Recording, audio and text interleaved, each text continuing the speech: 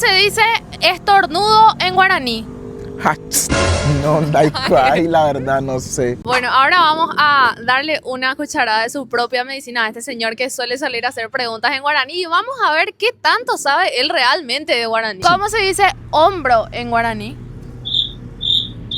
No, ni idea.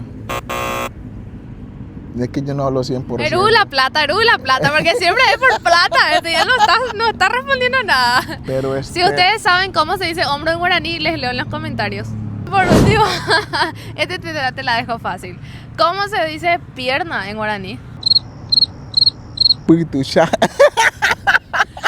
Este man no sabe grande. nada. No sabe nada de guaraní, gente. Ya no le crean a sus videos. No, mentira. Sí sabe. Solo que le he preguntado cosas que... Son complejas, re complejas. Tienes que enseñarme porque tú eres la profesora, yo soy el alumno. Ya, pero curiosamente esas son palabras que nosotros los paraguayos usamos muchísimo en el diario vivir, así que es raro que no lo sepas. ¿Cómo se dice? ¿Quieres saber? La gente te va a decir en los comentarios. Confío en ustedes, gente.